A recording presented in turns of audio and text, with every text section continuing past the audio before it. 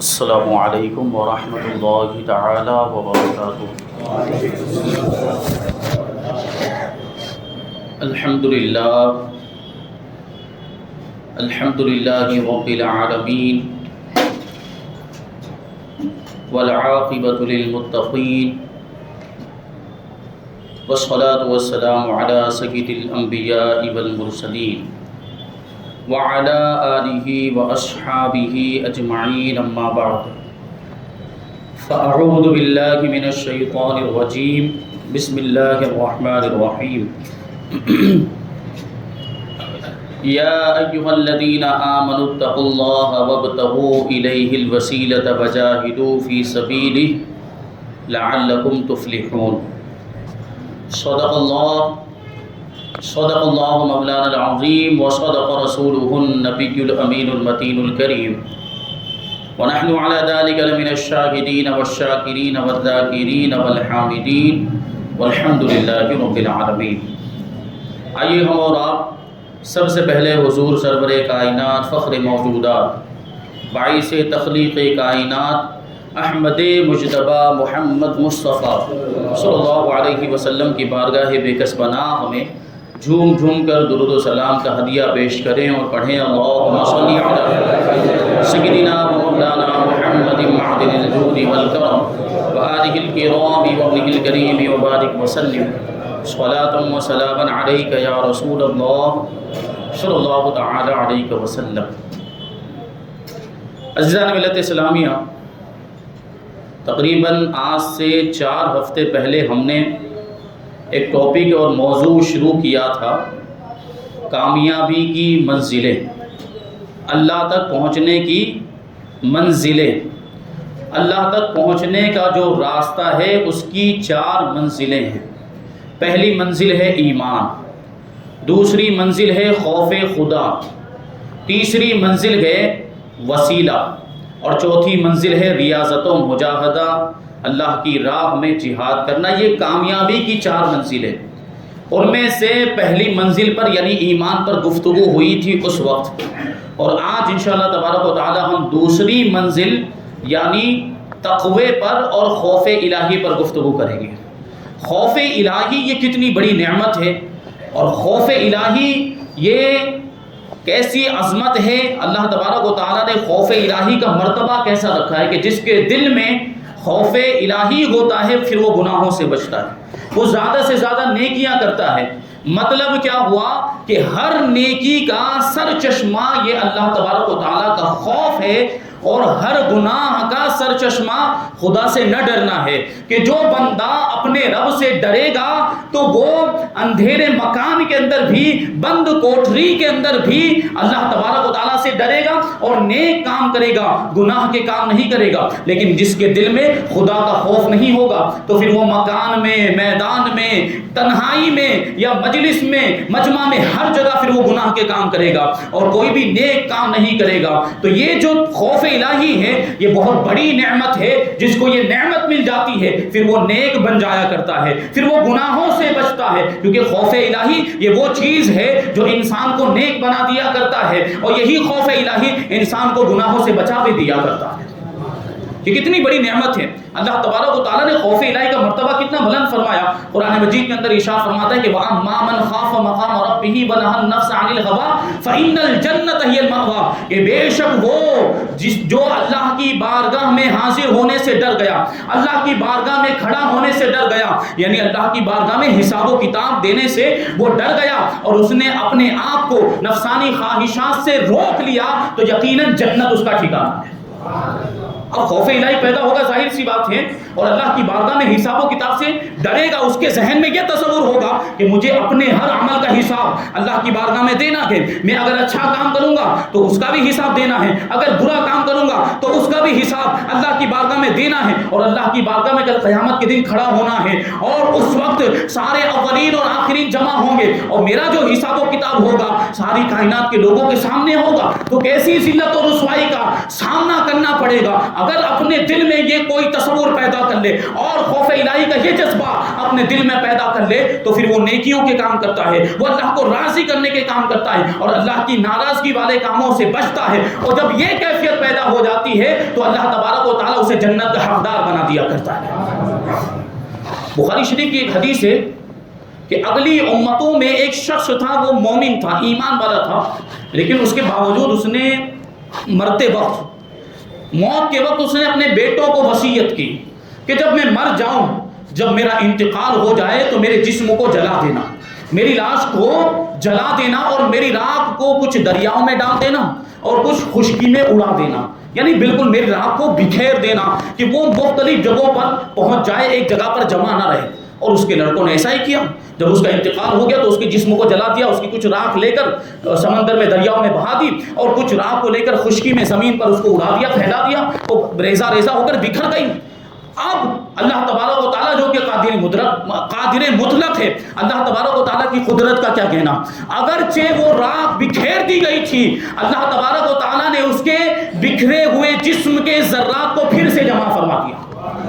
اس کے جسم کے جو ذرات سمندر میں، دریا میں، زمین پر جہاں بھی بکھر گئے تھے، اللہ تبارک و تعالیٰ نے اپنی قدرت کاملہ سے ان سارے ذرات کو پھر سے جمع کر دیا۔ پھر اللہ تبارک و تعالیٰ نے اپنے اس بندے سے دریافت فرمایا، حالانکہ اللہ تبارک و تعالیٰ جانتا ہے، لیکن انسانوں کی تعلیم کے لیے یہ سوال پوچھا تاکہ وہ جواب دے اور لوگوں کو خوف الہی کی اہمیت کا اندازہ ہو جائے۔ اللہ تبارک و تعالیٰ نے اپنے اس بندے سے پوچھا کہ تو نے اپنے تعلق سے یہ وصیت کیوں کی تھی کہ میرے جسم کو جو ہے جلا دیا جائے، میری لاش کو جلا دیا جائے اور راکھ کو سمندروں میں بہا دیا جائے اور خشکی میں اڑا دیا جائے، تو نے یہ وصیت کیوں کی تھی؟ تو وہ بندہ جواب دیتا ہے، اے پروردگار عالم، میں نے تیرے خوف کی وجہ سے یہ وصیت کی تھی، میں نے اپنی ناقص اور ادھوری عقل سے یہ سمجھا تھا کہ اگر میرے جسم کے ذرات بکھر جائیں گے، اگر میری راکھ کو جسم میں زمین میں اڑا دیا جائے اور بکھیر دیا جائے تو پھر میں تیری بارگاہ میں حاضر ہونے سے بچ جاؤں گا، کیونکہ میرا جسم تو بکھر چکا ہوگا۔ اس نے اپنی عقل سے یہ سمجھا تھا، اور یہ جو کچھ بھی اس نے وصیت کی تھی خوف الہی کی وجہ سے کی تھی۔ اس لیے ارحم الراحمین پروردگار عالم نے ارشاد فرمایا کہ تیرے اسی خوف کی وجہ سے جا میں نے تجھے بخش دیا۔ یہ خوف الہی جو ہوتا ہے یہ بخشش کا ذریعہ، مغفرت کا ذریعہ بنتا ہے۔ اپنے دل میں یہ کیفیت پیدا کریں، خوف الہی یہ کتنی بڑی نعمت، اس کا رتبہ، اس کا مقام کیا ہے۔ امام غزالی رحمۃ اللہ تعالی علیہ سے پوچھتے ہیں، جو مجمع البحرین ہے، جامع الفریقین ہے، وہ شریعت و طریقت دونوں سمندروں میں تیراکی کرنے والی شخصیت، عظیم شخصیت امام غزالی رحمۃ اللہ تعالی علیہ۔ تصوف میں بہت ساری کتابیں لکھی ہیں، انہی میں سے ایک کتاب منہاج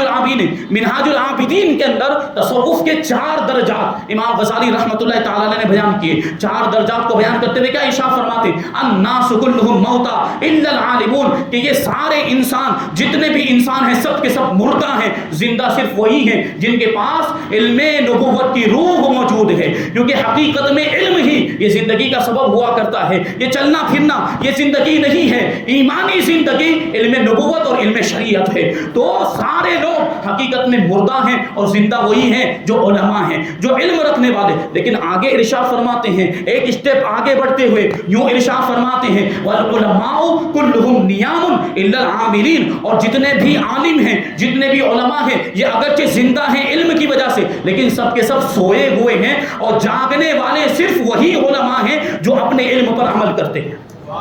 جاگنے والے صرف وہی علماء ہیں جو اپنے علم پر عمل کرنے والے ہیں۔ پھر ایک اسٹیپ، ایک مرحلہ آگے بڑھتے ہوئے اور امام غزالی رحمۃ اللہ تعالی علیہ ارشاد فرماتے ہیں، والعاملون کلہم فی خسران الا المخلصین، اور عمل کرنے والے بھی سب کے سب گھاٹے میں ہیں، سب کے سب نقصان میں ہیں، صرف وہی لوگ فائدے میں ہیں جو اخلاص کے ساتھ عمل کیا کرتے ہیں، سچے دل سے عمل کیا کرتے ہیں، لوگوں کو دکھانے کے لیے عمل نہیں کرتے، لذت نفس کے لیے عمل نہیں کرتے، ریاکاری کے طور پر شہرت کے لیے عمل نہیں کرتے ہیں، تو وہ نقصان میں نہیں ہے، وہ فائدے میں ہے۔ لیکن آگے اور ارشاد فرماتے ہیں، والمخلصون کلہم علی خطر الا الخائفین، اور جو اخلاص کے ساتھ عمل کرنے والے ہیں، جو مخلص ہیں، جو سچے دل سے عبادتیں کرتے ہیں، وہ بھی ہمیشہ ہر وقت خطرے میں رہتے ہیں۔ کوئی نہ کوئی خطرہ لاحق ہو سکتا ہے جس کی وجہ سے ان کے اعمال برباد ہو سکتے ہیں اور ان کی عبادتیں ضائع ہو سکتی ہیں، اور یہ سب جو مخلص ہیں وہ بھی ہمیشہ ہر وقت خطرے میں رہتے ہیں۔ صرف وہی لوگ خطرے میں نہیں ہیں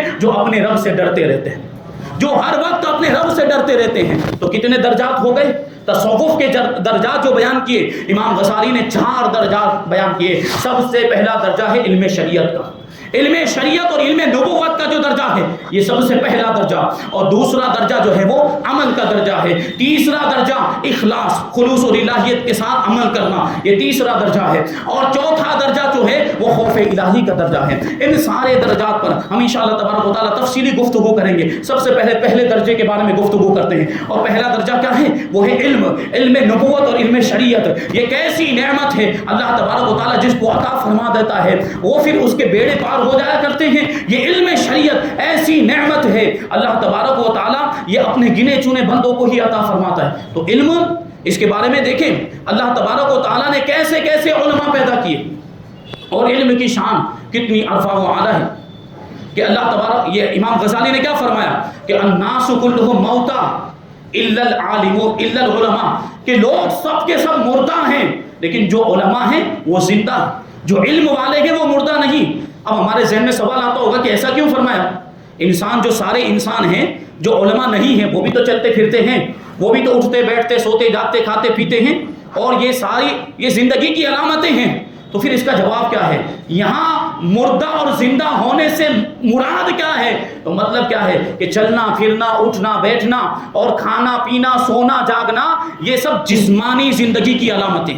یہ سب جسمانی زندگی کے آثار، جسمانی زندگی کی نشانیاں ہیں۔ یہاں یہ زندگی مراد نہیں ہے، یہاں پر ایمانی زندگی مراد ہے، اور ایمانی زندگی حقیقت میں دل کی زندگی ہے۔ اگر دل زندہ ہے تو وہ انسان حقیقت میں زندہ ہے، اور اگر دل مردہ ہو جائے تو چلنے پھرنے اٹھنے بیٹھنے کے باوجود سونے جاگنے کے باوجود ایسا انسان مردہ کہا جائے گا۔ وہ شاعر نے کیا ہی خوب کہا ہے کہ زندگی زندہ دلی کا نام ہے، زندگی زندہ دلی کا نام ہے، مردہ دل کیا خاک جیا کرتے ہیں۔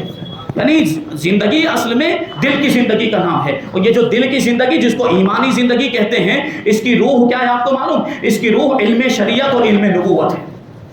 تو دل کی زندگی اگر چاہتے ہیں، دل کو زندہ کرنا چاہتے ہیں، اور ایمانی زندگی اگر چاہتے ہیں تو شریعت کا علم حاصل کریں، شریعت کا علم حاصل کریں، کیونکہ یہی وہ علم ہے جو انسان کو شریف بناتا ہے، فضیلت والا بناتا ہے۔ اللہ تبارک و تعالیٰ قرآن مجید کے اندر علم والوں کی فضیلت بیان کرتے ہوئے ارشاد فرماتا ہے هل يستوي الذين يعلمون والذين لا يعلمون، کہ کیا علم والے اور بے علم برابر ہو سکتے ہیں؟ ہرگز نہیں ہو سکتے، کیونکہ علم والے زندہ ہیں اور بے علم جو ہیں وہ مردہ ہیں، اور زندہ اور مردہ ہرگز کبھی برابر نہیں ہو سکتے۔ اور آپ خود ہی غور کر لیں کہ عبادت کرنے کے لیے، عمل کرنے کے لیے علم ہونا انتہائی ضروری ہے۔ اگر آپ کے پاس علم نہیں ہے اور آپ عبادت کرنے کے لیے نکل گئے، آپ نماز پڑھ رہے ہیں لیکن علم نہیں ہے کہ نماز کیسے پڑھنی ہے، نماز کا طریقہ نہیں معلوم، نماز کے ضروری مسائل نہیں معلوم ہے، تو ان ساری چیزوں کا علم نہ ہونے کی وجہ سے آپ کی نماز ضائع بھی ہو سکتی ہے، آپ کی نماز برباد بھی ہو سکتی ہے، آپ کی نماز واجب الاعادہ ہو رہی ہوگی، اور علم نہ ہونے کی وجہ سے آپ کو پتہ ہی نہیں چل رہا ہوگا، آپ کی نماز فاسد ہو جا رہی ہے، آپ کی نماز ٹوٹ جا رہی ہے، لیکن آپ کو پتہ ہی نہیں چلا کیونکہ علم ہی نہیں ہے۔ تو عبادتوں کو درست کرنے کے لیے، صحیح طور پر عبادتیں اور نمازیں پڑھنے کے لیے علم حاصل کرنا بھی ضروری ہے، کیونکہ علم اور عمل کی مثال اس طریقے سے ہے جیسے کوئی درخت اور پھل ہو، کہ اگر درخت ہی نہ ہوگا تو پھل کہاں سے آئے گا؟ تو یہ عبادتیں اسی وقت درست ہوگی جب پہلے علم حاصل کیا جائے۔ تو علم حاصل کرنا ضروری ہے عمل کرنے کے لیے۔ جو بھی نمازیں، عبادتیں، روزہ، حج، زکوٰۃ اور جو ہم دنیا کے معاملات کرتے ہیں، ان میں بھی جب تک ہم علم حاصل نہیں کریں گے، ان چیزوں کے ضروری مسائل نہیں سیکھیں گے، تو صحیح طور پر یہ عبادتیں، روزہ وغیرہ یہ کیسے ہو پائے گا؟ تو یہ ضروری معلومات حاصل کرنا ہم سب پر لازم ہے۔ تو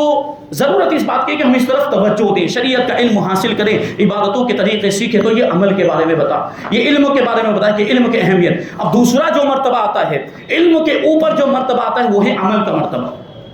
علم حاصل کر لیا، اب ہمیں کیا کرنا ہے؟ عمل کرنا ہے۔ امام غزالی رحمۃ اللہ تعالی علیہ فرماتے ہیں والعلماء كلهم نيام الا العاملون، کہ علماء زندہ ہونے کے باوجود سب کے سب سوئے ہوئے ہیں، صرف وہی علماء جاگ رہے ہیں جو اپنے علم پر عمل کرنے والے ہیں۔ اور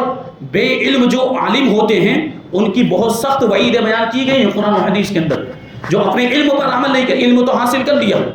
وہ علم کی ایسی فضیلت مل گئی، اس کے باوجود وہ عمل نہیں کرتے، تو ایسے جو عالم ہوتے، جو بے عمل عالم ہوتے، ان کی بڑی برائیاں مذمتی قرآن و حدیث کے اندر بیان کی گئی. قرآن پاک کے اندر بے عمل عالموں کی ایک بڑی حیرت انگیز جو ہے وہ مثال بیان کی گئی. اللہ تبارک و تعالیٰ ارشاد فرماتا ہے مثل الذین حملوا التوراۃ ثم لم يحملوها كمثل الحمار يحمل اسفارا، کہ بے شک وہ لوگ کہ جن کو توریت کا علم دیا گیا، اگلی امتوں کے بارے میں بنی اسرائیل کے بارے میں فرمایا جا رہا ہے، اور یہ حکم اس امت کے لیے بھی عام ہے، یعنی ان کے لیے توریت تھی، ہمارے لیے قرآن مجید ہے. تو اس کو یوں سمجھ لیں، آپ سمجھنے کی کوشش کریں کہ وہ لوگ جن کو توریت کا علم دیا گیا پھر انہوں نے اس کو اٹھایا نہیں، یعنی توریت پر عمل نہیں کیا، وہ علم حاصل ہونے کے باوجود اس پر عمل نہیں کیا، تو ان کی مثال اس گدھے کی طرح ہے جس پر بہت زیادہ کتابیں لاد دی گئی ہوں. اب آپ مجھے بتائیے کہ ایک گدھا ہے جس کے اوپر بہت ساری کتابیں اور ان کتابوں کے اندر علم لکھا ہوا ہے، اور کتابیں لاد دی گئی گدھے کے اوپر، تو کیا گدھے کو ان کتابوں سے کوئی فائدہ حاصل ہونے والا؟ ہرگز نہیں. وہ تو بے عقل جانور ہے، وہ ناسمجھ جانور ہے، وہ کتابوں سے اس کو کوئی فائدہ حاصل ہونے والا نہیں ہے. تو یہی مثال ہے ان لوگوں کی کہ جن کو علم ملا ہے، جن کو اللہ تبارک و تعالیٰ نے قرآن و حدیث کا علم عطا فرمایا، اس کے باوجود وہ عمل نہیں کرتے ہیں، تو وہ اس گدھے کی طرح ہے، یعنی ان کو ان کے علم سے فائدہ حاصل ہی نہیں ہو رہا. امام حضرت شیخ سعدی رحمۃ اللہ تعالی علیہ نے اسی چیز کو بڑے ہی خوبصورت انداز میں اشعار کی شکل میں یوں بیان کیا: علم چندہ کے بیشتر خانی چوں عمل در تو نیست نادانی، کہ تو علم جتنا بھی حاصل کر لے، علم جتنا بھی پڑھ لے، اگر تجھ میں عمل نہیں ہے تو تو نادان ہے، تو جاہل ہے. اور پھر آگے فرماتے ہیں کہ نہ محقق دود نہ دانش مند، چار پائے بھرو کتابیں چند، نہ تو محقق ہو سکتا ہے، یعنی عمل کے بغیر نہ تو دانش مند ہو سکتا ہے، نہ تو محقق ہو سکتا ہے، نہ تجھے عالم کہا جا سکتا ہے. بس تیری حیثیت ایسی ہوگی جیسے کہ کوئی چوپایا، جیسے کہ کوئی جانور ہو اور اس پر چند کتابیں لاد دی گئی ہو کہ وہ جو جانور ہے وہ ان کتابوں سے کوئی فائدہ حاصل نہیں کر سکتا. اسی طرح اگر تو اپنے علم پر عمل نہیں کرتا تو اس علم سے تجھے بھی کیا فائدہ حاصل. آگے فرماتے ہیں آتہی مغزرہ چے علم و خبر کہ برو حیث مست یا دفتر، یعنی اس چوپائے کو، اس جانور کو کیا پتا، اس خالی مغز کو، اس خالی دماغ کو، نہ سمجھ اور بے عقل جانور کو کیا پتا، اس چوپائے کو کیا پتا کہ اس پر لکڑیاں لادی گئی ہے یا کتابوں کا دفتر لادا گیا ہے، اس کو تو کوئی نہیں پتا چلے گا نا. تو بالکل یہی کیفیت ان عالموں کی ہے جو اپنے علم پر عمل نہیں کرتے. تو نصیحت سب کے لیے ہونی چاہیے. نصیحت اگر ہم عوام کے لیے کر رہے ہیں تو نصیحت علماء کو بھی ہونی چاہیے. عوام کو ہم عمل کی دعوت دیتے ہیں، عوام کی ہم اصلاح کرنا چاہتے ہیں کہ عوام کو ہم کہتے رہتے ہیں کہ نماز پڑھے، عبادتیں کریں، نیک بن جائے، گناہوں سے بچے. تو علماء کو بھی نصیحت کرنے کی ضرورت ہے، علماء کو بھی اپنی اصلاح کرنے کی ضرورت ہے، کیونکہ بہت سے لوگ ایسے ہیں جو اپنے علم پر عمل نہیں کرتے، عالم بن گئے، سند حاصل کر لی، سرٹیفکیٹ حاصل کر لیے، لیکن بے عمل ہیں، بازاروں میں گناہوں کے کام کرتے ہوئے گھومتے ہیں، اور بے حیائی کے کام علماء بھی کرتے ہوئے نظر آتے ہیں. ایسے جو علماء وہ ہرگز قابل تعظیم نہیں ہو سکتے، ان کی تعظیم نہیں کی جائے گی. بے عمل علماء یہ تو عذاب کے مستحق ہے، اور وہ قیامت کے دن ان کو سزا میں مبتلا کیا جائے گا، عذاب میں مبتلا کیا جائے گا. جبکہ یہی امت محمدیہ میں ایسے علماء بھی گزرے ہیں جن کے عمل کی مثالیں دی جاتی ہے. اور بڑے بڑے بزرگان دین آپ سنتے رہتے ہیں، اولیاء کرام کی زندگیوں کو سنتے ہیں، علماء کرام کی سیرت بیان کی جاتی، ان کے حالات، ان کی عبادتوں اور ریاضت کو بیان کیا گیا. اس سے پہلے غوث پاک کی عبادت اور ریاضت کے بارے میں سنا، صابر پاک کے بارے میں بیان کیا گیا، دیگر اولیاء کرام کے بارے میں کہ کیسی کیسی عبادتیں کیا کرتے تھے، رات بھر وہ عبادتیں کیا کرتے تھے. یہ علماء تھے جو باعمل علماء تھے، جن کے عمل کی مثالیں دی جاتی. ہم اپنے امام کو لے لیں، امام اعظم ابو حنیفہ حضرت نعمان بن ثابت رضی اللہ تعالیٰ عنہ، کتنی مصروفیات، یہ حدیث کا درس بھی دیا کرتے تھے، فقہ بھی پڑھایا کرتے تھے، فتوے بھی لکھا کرتے تھے، ساتھ ہی ساتھ کپڑوں کی تجارت کا بھی مشغلہ تھا، کپڑوں کی تجارت بھی کیا کرتے تھے، اور بال بچے بھی تھے. اتنی ساری مصروفیات کے باوجود ہمارے امام اعظم ابو حنیفہ رضی اللہ تعالیٰ عنہ کی عبادت کا کیا معاملہ ہے؟ 40 سال تک عشاء کے وضو سے فجر کی نماز ادا فرمائی ہے، اور جیل کی اس کوٹری میں جہاں آپ کی وفات ہوئی، امام اعظم ابو حنیفہ رضی اللہ تعالیٰ عنہ نے 7000 مرتبہ قرآن مجید ختم کیا، اور زندگی میں کبھی کسی کی غیبت نہیں کی، زندگی میں کبھی جھوٹ نہیں بولا، اور کبھی شبہ والا لقمہ بھی نہیں کھایا. ایک ہوتا ہے حرام لقمہ کھانا، لیکن یہ امام اعظم ہے کہ انہوں نے شبہ والا، جس کے بارے میں شک ہو کہ یہ لقمہ، یہ نیوالا، یہ حلال ہے یا حرام ہے، ایسا لقمہ بھی امام اعظم نے نہیں کھایا. یہ باعمل علماء ایسے ہوتے ہیں، عمل کرنے والے علماء ایسے ہوتے ہیں. امام احمد ابن حنبل جو 4 ائمہ میں سے ایک ہیں، ان کا معاملہ کیا تھا؟ ان کی بھی وہی مصروفیات، فقہ کا درس دیتے ہیں، حدیث کا درس دیتے ہیں، فتاوے بھی لکھا کرتے، لیکن ان ساری مصروفیتوں کے باوجود امام احمد ابن حنبل رضی اللہ تعالیٰ عنہ روزانہ 300 رکعات نفل نماز پڑھا کرتے تھے، روزانہ بلا ناغہ 300 رکعت نفل نماز پڑھتے تھے۔ جب نفل نمازوں کا یہ معاملہ ہے تو ہم کیسے گمان کر سکتے ہیں کہ فرائض ان سے چھوٹتے ہوں گے؟ نفل کب پڑھی جاتی؟ پہلے فرائض ادا کرے، پہلے واجبات ادا کرے، پھر نفل کی طرف توجہ جاتی ہے۔ یہ ایسے علماء ہمارے گزرے ہیں، اور بیان کرتے ہیں کہ حضرت ابو بکر بن محمد انصاری کے بارے میں ان کا معاملہ یہ تھا، ان کی عبادت کا معاملہ کہ 40 سال تک انہوں نے اپنے بستر سے اپنی پیٹھ کو نہیں لگایا، یعنی رات میں سوتے ہی نہیں تھے، اور پوری رات تک وہ نوافل پڑھتے رہتے تھے، اللہ کی عبادت کرتے رہتے، اور اتنے طویل سجدے کرتے تھے، اتنے لمبے سجدے کیا کرتے تھے کہ ان کی ناک اور ان کی پیشانی پر بہت زیادہ سجدے کرنے کی وجہ سے نمایاں نشانات بن گئے تھے۔ یہ ہمارے علماء، یہ بزرگان دین کی عبادتوں کا معاملہ۔ حضرت ابو بکر بن عیاش کوفی کے بارے میں بیان کیا جاتا ہے کہ جب ان کی وفات کا وقت قریب آیا تو ان کی صاحبزادی، ان کی بیٹی رونے لگی، تو حضرت ابو بکر بن عیاش رضی اللہ تعالیٰ عنہ فرماتے، بیٹی کیوں رو رہی ہو؟ رونے کی وجہ کیا تمہیں اس بات کا ڈر ہے؟ کیا تمہیں اس بات سے ڈر رہی ہو؟ کیا تمہیں اس بات کا خوف ہے کہ مجھے عذاب میں مبتلا کیا جائے گا؟ تو دیکھو وہ اپنی بیٹی کو امید دلاتے ہوئے ارشاد فرماتی کہ تمہیں اس بات کا خوف ہے کہ مجھے عذاب میں مبتلا کیا جائے گا، سن لو کہ اپنے مکان کے اس کونے کے اندر میں نے 24,000 مرتبہ قرآن مجید ختم کیا۔ حضرت ابو بکر بن عیاش تلاوت قرآن سے کیسے محبت،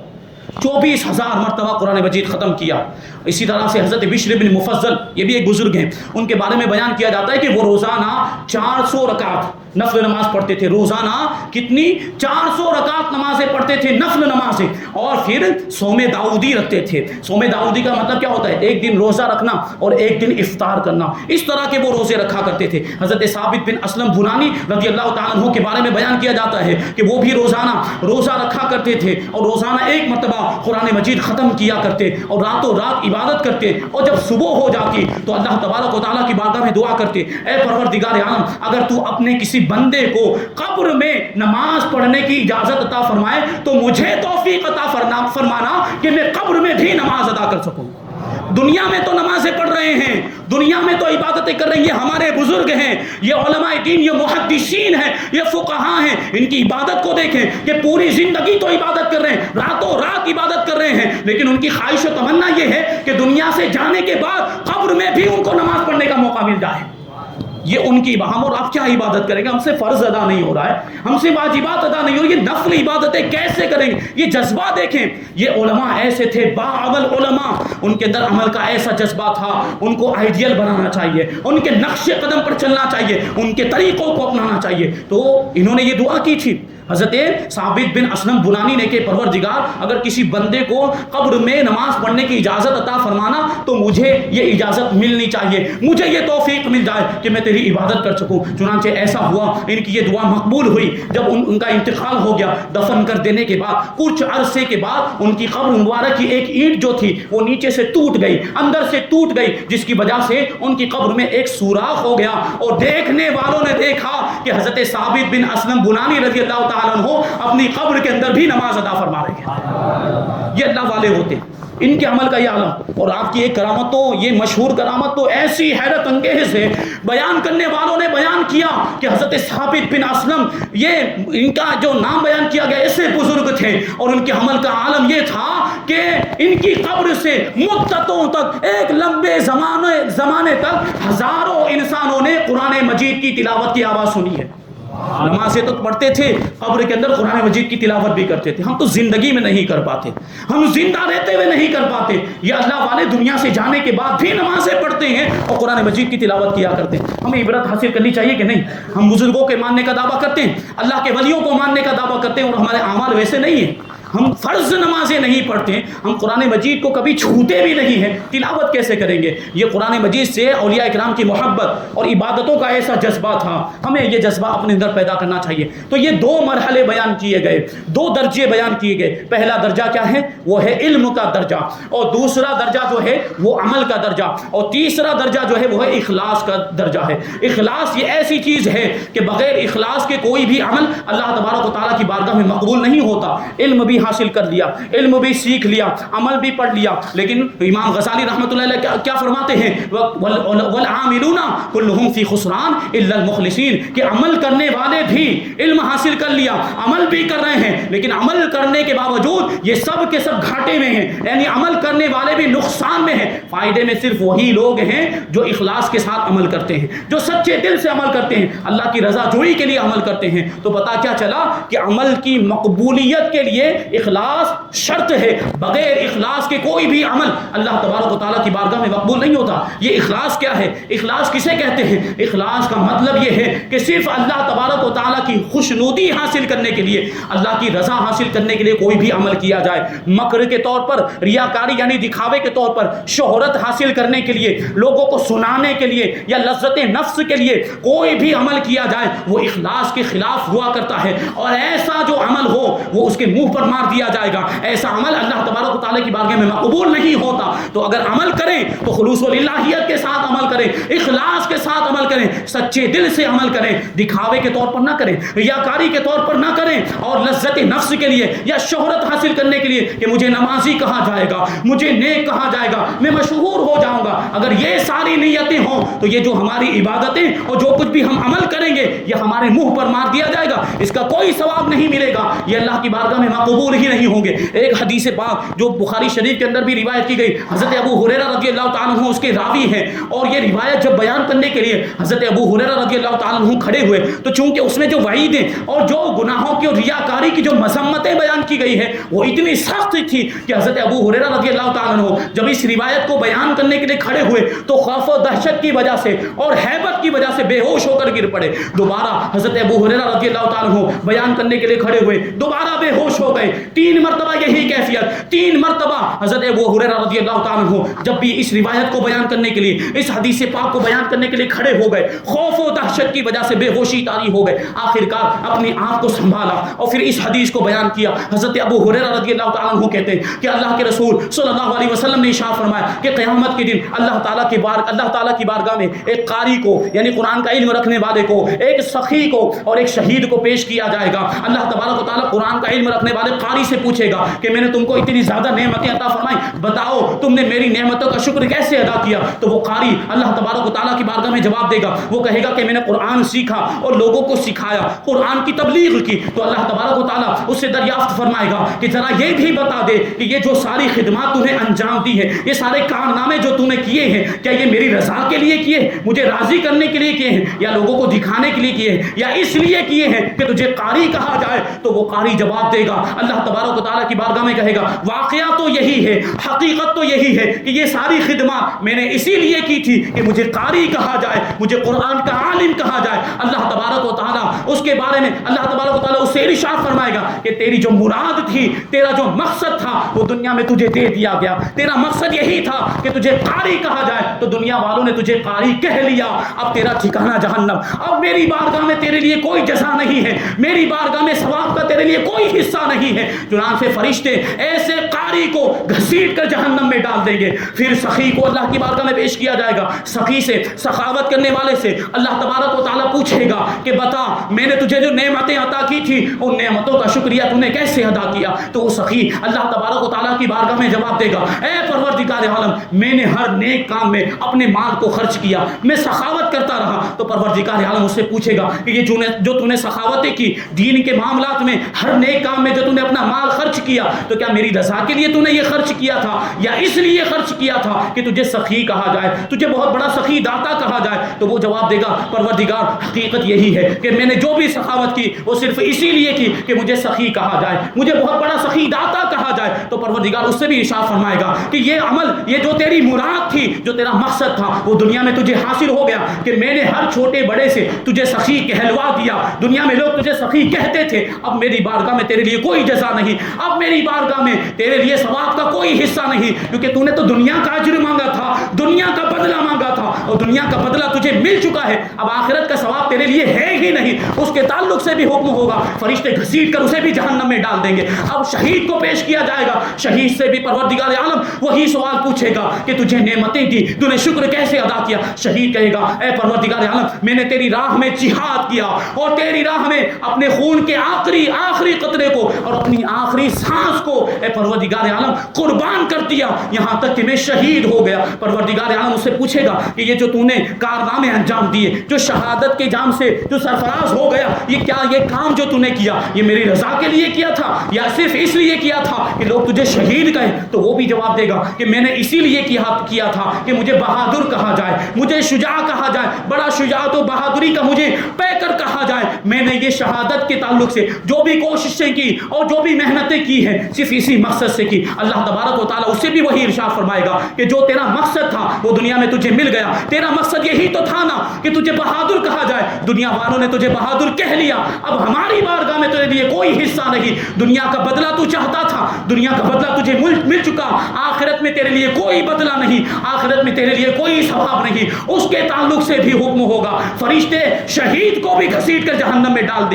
دیں گے۔ اب آپ سوچیں کہ شہادت کتنا بڑا مرتبہ ہے اور سخاوت کرنے کی بھی کتنی زیادہ فضیلتیں بیان کی گئی، قرآن کا علم حاصل کرنے، قرآن کو سیکھنے سکھانے کی بھی کتنی فضیلتیں بیان کی گئی ہیں، لیکن اس کے باوجود یہ سارے کام، ایسے عظمت و فضیلت والے کام بھی اگر ریاکاری کے طور پر کیے جائیں، دکھاوے کے طور پر کیے جائیں، شہرت کے لیے کیے جائیں، تو یہ سارے کام بھی قیامت کے دن ہمارے منہ پر مار دیے جائیں گے، ان کا کوئی ثواب نہیں ملے گا۔ اگر عمل کرنا ہے تو خلوص و للہیت کے ساتھ کریں، اگر ہم نمازیں پڑھ رہے ہیں، اگر ہم عبادتیں کر رہے ہیں، اگر ہم روزے رکھ رہے ہیں، کوئی بھی نیک کام کریں، ہرگز ریاکاری کے طور پہ نہ کریں، ہرگز دکھاوے کے طور پر نہ کریں، شہرت حاصل کرنے کے لیے کہ ہمارا نام ہو جائے گا اس لیے ہم یہ کام کر رہے ہیں۔ ایسے جو بھی کام اور ایسے جو بھی اعمال ہے ہرگز ان کا بدلہ قیامت میں نہیں ملنے والا، ہمارے منہ پر مار دیا، بلکہ اس کی سزا یہ ہوگی کہ ریاکاری کا وبال، اور یہ بھی ہمیں بھگتنا پڑے گا، دکھاوے کا وبال، اور اس کی وجہ سے جہنم میں سڑنا پڑے گا۔ آج ہمارے آپ کے معاملات کہ کوئی نیک کام کرتے ہیں تو خوب دکھاوا کر رہے ہیں، اس میں فوٹو کھنچا رہے ہیں، ویڈیو بنا رہے ہیں، کسی غریب کی مدد کرتے ہیں تو اس غریب کی رسوائی کرتے ہیں اور اس کی ویڈیو بناتے ہیں اور اس کی فوٹو کھینچ کر سوشل میڈیا پر ڈال دیتے ہیں۔ وہ کہیں پر میں نے ایک بات پڑھی تھی، پرانے زمانے میں یہ بات کہی جاتی تھی کہ نیکی کرو اور دریا میں ڈال۔ اس کا مطلب کیا ہوتا تھا؟ اس کا مطلب یہی ہے کہ نیکی کرو اور اس کو چھپاؤ، یعنی نیکی کو ظاہر مت ہونے دو، کیونکہ اخلاص کا تقاضا یہی ہے، خلوص و للہیت کا تقاضا یہی ہے کہ نیکی کو چھپایا جائے، کیونکہ نیکی ظاہر ہو جائے گی تو اخلاص کو نقصان پہنچ سکتا ہے۔ لیکن آج معاملہ کیا ہو گیا کہ نیکی کرتے ہیں اور سوشل میڈیا پر ڈالتے ہیں اور دکھاوا کرتے ہیں کہ دیکھو ہمیں نے یہ کام کیا، یہ ایسے جو بھی اعمال ہیں یہ سب برباد کر دیے جائیں گے، یہ سب اعمال ضائع ہو جائیں گے، اور ایسے اعمال جو دکھاوے کے طور پر کیے گئے، جو ریاکاری اور شہرت کے لیے کیے گئے، نام کمانے کے لیے کیے گئے، ان کا کوئی بھی ثواب آخرت میں نہیں ملنے والا۔ تو عبرت حاصل کرنے کی ضرورت ہے۔ ہم نے اللہ کے نیک بندوں کی زندگیوں کو سماعت کیا، بزرگان دین علماء اعظام کی زندگیوں کو سماعت کیا، وہ کیسے عمل کیا کرتے تھے، تو سبق حاصل کریں اور پہلے تو عمل کریں، عبادتیں کریں، نیک کام کریں، گناہوں سے بچیں، اور اگر ہم کوئی نیک کام کر رہے ہیں تو خلوص و للہیت کے ساتھ کریں، سچے دل سے کریں، تو اللہ تبارک و تعالیٰ اس کا ثواب اور اس کی جزا دنیا میں بھی عطا فرمائے گا، اور آخرت میں تو پھر ایسی جزا اور ایسا ثواب عطا فرمائے گا کہ اس کا ہم اندازہ ہی نہیں کر سکتے۔ تو یہ دوسری منزل جو دوسری منزل جو خوف الہی کی جو منزل، اس کے 4 درجات جو امام غزالی نے بیان کیے تھے، اس میں سے 3 درجات کا بیان ہوا۔ پہلا درجہ علم کا، دوسرا درجہ تھا وہ عمل کا، اور تیسرا درجہ یہ اخلاص کا تھا۔ ابھی اس میں اور تفصیل ہے، اور چوتھا درجہ جو خوف الہی کا درجہ وہ تو ابھی باقی ہے، انشاءاللہ تبارک و تعالیٰ آئندہ ہفتے اس پر گفتگو ہوگی۔ اللہ تبارک و تعالیٰ کی بارگاہ میں دعا ہے کہ جو کچھ بھی بیان ہوا اس پر ہم سب کو عمل کرنے کی توفیق عطا فرمائے، خلوص و للہیت کے ساتھ عبادتیں اور نیک اعمال کرنے کی توفیق عطا فرمائے، ریاکاری اور دکھاوے اور شہرت کی طلب سے ہم سب کو محفوظ رکھے۔ وما علینا الا البلاغ۔ السلام علیکم، سنت ادا۔